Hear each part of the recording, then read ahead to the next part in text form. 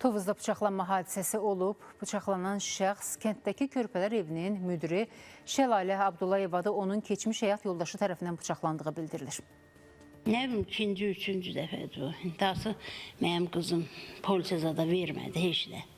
Gərək verəydi. Məhkəmə ilə ayrılıblar. Hadisə rayonun Dönük Qırıqlı kəndində qeydə alınıb. Xəsarət alan şəxsin kənddəki Körpələr evinin müdiri 43 yaşlı Şəlalə Abdullayeva olduğu bildirilir. İlkin məlumata görə keçmiş həyat yoldaşı işdə ona kəsici alətlə xəsarət yetirib. Zərər çəkənin anası bildirib ki, bu hadisə artıq bir neçə dəfədir ki, təkrarlanıb. Gəlib əlində bıçaq orada qızı bıçaqlamaq istəyir, o da işçilər, hamısı bunu çox istəyir. İşçilər polisə zəng çalıblar, 102-yə zəng çalıblar, gəlib aparıbdı.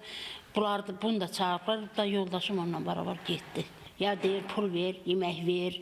Hadisə bağça rəhbərliyinin iş otağında olub. Şəlalə Abdullayevanın keçmiş həyat yoldaşı Elşən Bağırov onun iş otağına girib. Bir müddətdən sonra ona xəsarət yetirib. Neçə gün imiş zəng çalıb, deyirmiş, səni öldürəcəm.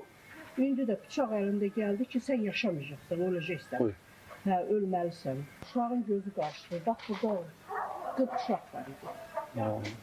Uşaqlar yerində yatır. Tovuz təhsil sektorunun nümayəndələri də söz gedən hadisəyə görə Körpələr evində olublar. Məsələ ilə bağlı Qazax Tovuz Regional Təhsil İdarəsinin mövqeyini öyrənməyə çalışsaq da suallarımıza cavab verən olmadı. Faktla bağlı Tovuz rayon polis şöbəsində araşdırma aparılır. Vasif Vaqifoğlu, Diana Cəlali, Rəşad Əl İskəndərov, Spice xəbər, Tovuz.